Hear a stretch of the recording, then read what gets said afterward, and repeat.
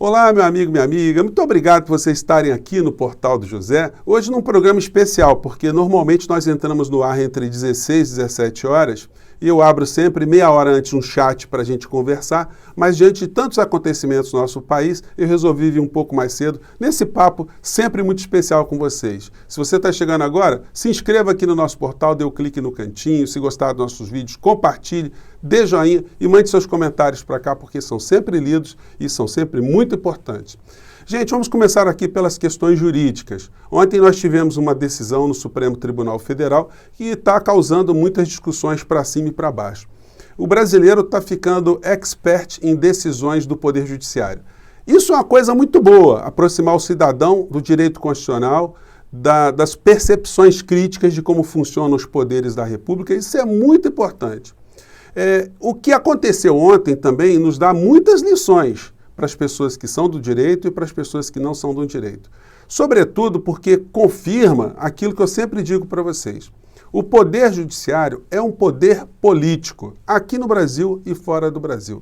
Na sua estrutura, os poderes judiciários do mundo inteiro, eles são garantidores do sistema jurídico.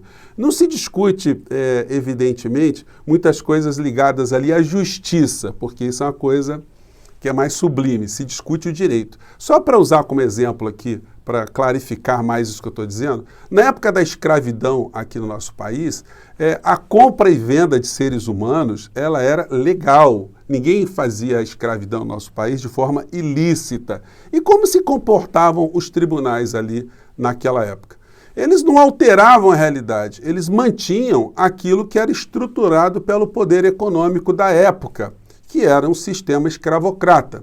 Então, gente, justiça é uma coisa, direito é outra completamente diferente. Então, o direito aqui no nosso país, ele sofre a influência das visões políticas das pessoas que estão no corpo do Poder Judiciário. O que também não é uma coisa sobrenatural. Todo juiz no mundo inteiro imprime, quando vai decidir alguma coisa, a sua visão de mundo, a sua visão sobre gastronomia, sobre política, sobre religião, sobre sexualidade. Não tem como uma pessoa ficar absolutamente isenta na sua decisão. Ontem teve alguns momentos ali naquela decisão lá no Supremo Tribunal Federal, muito atípicos. O comportamento do ministro Gilmar Mendes, ele mostra o quão política é uma decisão do Supremo Tribunal Federal ou das Cortes Superiores. Não tem como uma pessoa, como eu disse a vocês, ignorar o que está acontecendo no mundo e acontecendo no planeta. O julgamento de um ser político dentro de um tribunal, ele sempre é contaminado pela visão política.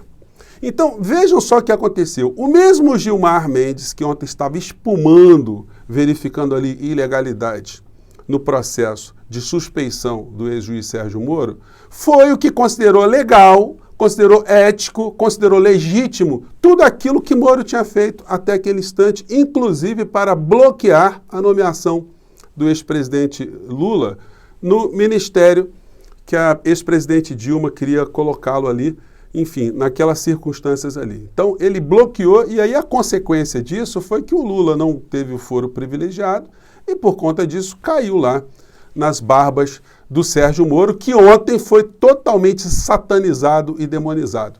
Tem situações, do ponto de vista jurídico, que vão dar muitos debates daqui para frente, né? Quando se arguiu lá atrás a suspeição do ex-juiz Sérgio Moro, do ex-presidente Lula contra o Moro, muita gente achou que não tinha base técnica. E isso era parcialmente verdade. Por quê? Porque a suspeição de um magistrado, ou impedimento, ele se dá quando tem situações objetivas. Quando, por exemplo, o réu é amigo ou inimigo do magistrado. O Lula e o Moro, até aquele instante, não poderiam ser considerados inimigos um do outro, né? Mas Moro já imprimia uma visão política de perseguição ao réu naquele momento. E aí, todas as arguições de antagonismo ali, de preconceito, de perseguição, elas foram se concretizando. E o Sérgio Moro, quando aceita trabalhar com o psicopata que comanda a presidência da República, ali ele se queimou e ali se cristalizou e ele fomentou que as questões políticas estavam contaminando o comportamento jurídico dele. Então, daqui para frente a gente vai ter mais discussões, mas eu gosto sempre de falar para os meus alunos, meus ex-alunos, para nunca cultivarem nenhum tipo de ilusão com o Poder Judiciário, porque eles mudam as suas opiniões conforme a visão política do momento, a situação política do momento, a demonização do momento. Então, baseado nisso tudo que eu estou dizendo para vocês, é que a gente pode prever que daqui a algum tempo Bolsonaro será mais chutado do que cachorro morto, naquela metáfora tão esquisita, né? Mas é o que vai acontecer com ele e com as pessoas que estão com ele hoje por conta desse segundo assunto que a gente vai entrar agora. O Sérgio Moro, ele vai ter que gastar muito dinheiro com advogado, porque a materialização da sua suspeição, da forma parcial que ele se comportou no processo do ex-presidente Lula, vai fazer com que ele pague custas, tudo aquilo que foi gasto durante o processo. Gente, a gente nunca pode perder de visão também que o mundo político, os políticos nas democracias, eles são julgados pelo povo. O mau prefeito ou bom prefeito, o bom governador, o mau governador, o bom presidente e o mau presidente são julgados politicamente pelos seus atos. Juridicamente, essas pessoas, numa democracia, só podem ser responsabilizadas dentro de uma coisa chamada devido processo legal, contraditório e ampla defesa. Se você não gosta do político, você não vota no político. Se o político cometeu crime, é registrado, é materializado que ele é o responsável pelo crime, aí ele deve ser responsabilizado. Então, o Lula deve recobrar integralmente os seus direitos políticos a partir desse momento. O Moro, se tivesse alguma pretensão política, ele fica bastante chamuscado agora e a gente volta daqui a alguns meses, né, a discutir efetivamente as questões políticas e não as questões jurídicas. E aí, fazendo um link com outra questão jurídica, a gente mudando um pouco de assunto, mas nós vamos esticar esse papo um pouco mais à frente, tem muitas coisas para a gente analisar sobre isso aqui. Ontem, o Supremo Tribunal Federal também, ele deu uma decisão emitida lá pelo Marco Aurélio Mello em relação a uma ação que o Bolsonaro tinha proposto, uma ação absurda, porque o Supremo Tribunal Federal já explicou algumas vezes, não suficientemente, né? Eu acho que tinha que ter feito até propaganda em televisão, e os jornais também tinham que elastecer um pouco mais o alcance dessas sentenças, desses acontecimentos todos. Inclusive, ontem o Gilmar Mendes, no seu voto, quer dizer, no seu voto, não, nas suas declarações do pós-voto, a coisa que não é típica, ele registrou a promiscuidade entre magistrados, Ministério Público e Rede Globo de televisão. Ele não citou a Globo especificamente, mas todo mundo sabe que ele estava falando da Globo, que a Globo fez a espetacularização do processo lá em Curitiba, porque isso visava fins econômicos no final da história, que a gente vai abordar aqui também no nosso papo de hoje. Mas o Marco Aurélio Mello, na decisão dele contra o pedido do Bolsonaro, ele praticamente chamou o Bolsonaro e o bolsonarismo de gente cretina, gente despreparada, gente imbecil, gente idiota, juridicamente inclusive. Por quê? Porque o Bolsonaro, ele não tem legitimidade enquanto pessoa física para propor ações de inconstitucionalidade. Isso tem que ser feito através da Advocacia Geral da União. É isso que o Marco Aurélio disse. Ele nem discutiu, nem quis explicar de novo ao Bolsonaro o tamanho da sua imbecilidade jurídica junto com as pessoas que o assessoram, mostrando que a decisão que o Supremo já deu por 11-0 diz que são competências concorrentes do município, dos estados e da União Federal para combater a Covid. E não como ele sempre ficou dizendo, e nunca contestado pelos meios de comunicação de uma forma muito efetiva, que o Supremo evitou, o Supremo impediu dele fazer alguma coisa, que o Supremo transferiu responsabilidade apenas para governadores e prefeitos. Então, Marco Aurélio Mello ele diz o seguinte: o artigo 103(1) da Constituição é pedagógico ao prever a legitimidade do presidente da República para a propositura de ação direta de inconstitucionalidade, sendo impróprio confundi-la com a capacidade postulatória. O que ele quer dizer com isso? Você, para entrar em juízo, você precisa sempre ter um advogado. Você nunca pode, como pessoa física, entrar com qualquer tipo de ação, exceto o habeas corpus. Então, o presidente da República ele também não está afastado desse princípio. Então, ele teria que invocar também a Advocacia Geral da União. Aí disse ele: o chefe do Executivo personifica a União, atribuindo-se ao advogado-geral a representação judicial, a prática de atos em juízo, considerando erro grosseiro não cabe o saneamento processual. Então ele mostrou como essa gente é uma gente ignorante e nefasta, né? Nem discutiu, e as redes bolsonaristas, Marco Aurélio não deu razão ao Bolsonaro, ele não pôde nem dar razão, porque ele nem analisou, porque essa gente é tão despreparada que nem soube fazer o mínimo. Então, se o Bolsonaro quiser, ele arguia a Advocacia Geral da União para fazer isso um pouco mais à frente. Mas a situação mais dramática que nós temos para conversar hoje, gente, são esses números crescentes no nosso país. Enquanto eu estou gravando aqui o nosso papo, estou conversando com vocês, mais de 3 mil pessoas vão morrer hoje de novo. Ontem morreram 3.158, a gente vai passar de 300 mil pessoas mortas no nosso país, e o Bolsonaro foi às redes ontem, foi a rede convocada, né, de rádio e TV, para falar alguma coisa em relação ao povo brasileiro. Gente, vejam a cobertura que os meios de comunicação dão a esse tipo de situação. O Jornal Nacional, já conversei com vocês, se eles estivessem na Alemanha nazista, na época do Holocausto, eles cobririam o Holocausto, o transporte de pessoas, a morte de pessoas, fariam algumas entrevistas com um ou com outro, mas eles não tocariam no nome do Hitler. O Hitler não figuraria como responsável daquela situação toda. Não se criaria nenhum tipo de relação de causa e efeito do comportamento do Hitler e aquela situação que aconteceu na Alemanha. O que está acontecendo no Brasil é um holocausto, é um assassinato em massa, é um genocídio. E como é que a gente chega a esses números e a gente está vendo o comportamento genocida do presidente da República não ser esmiuçado pelos meios de comunicação?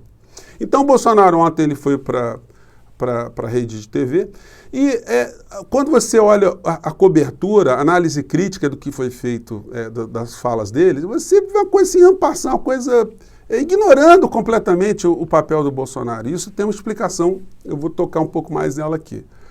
O Bolsonaro, ele deveria ter sido confrontado ontem, gente, com as contradições do seu discurso. Vamos lembrar que os meios de comunicação, a Rede Globo especificamente, não salientou que ele em nenhum momento sugeriu às pessoas para usarem máscara, para fazer o distanciamento social, para usar álcool em gel. Ele não falou nisso. Ele foi falar de vacina. Logo ele, eu já mostrei alguns vídeos aqui, que atacou a vacina desde o nascedouro. Ele sempre colocou em dúvida a vacina. Gente, por que esse tipo de imagem aqui não é colocada para confrontar o Bolsonaro?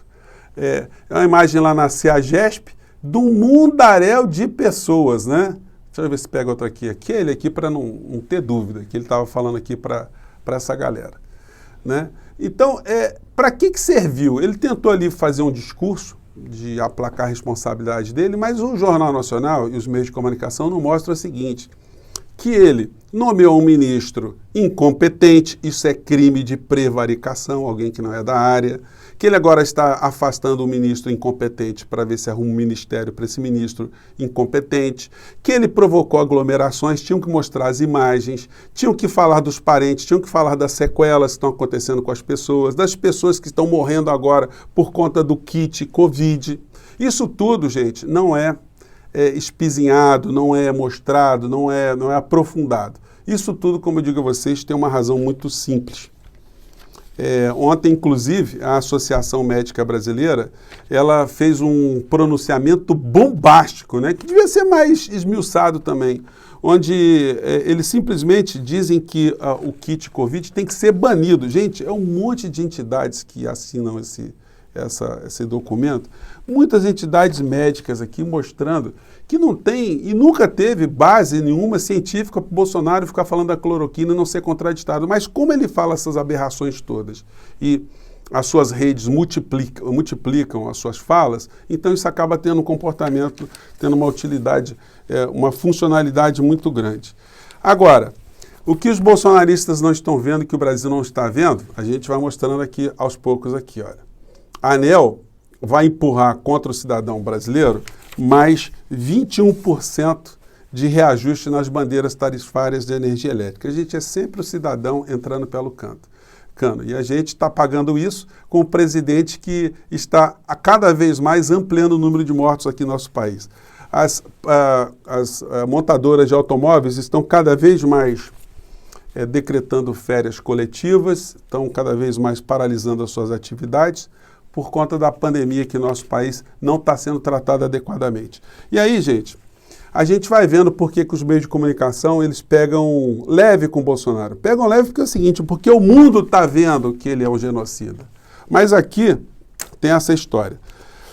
Enquanto nós todos estamos preocupados com isso, na carteira do PPI, que cuida de parcerias público e investidores, né, estão a privatização da Eletrobras na pauta do Congresso Nacional, a venda dos Correios, além disso, algumas grandes concessões da frente, inclui o Porto de Santos, o Ferrogrão, 2 leilões de aeroportos, incluindo a Joia da Coroa, Congonhas e o Santos Dumont.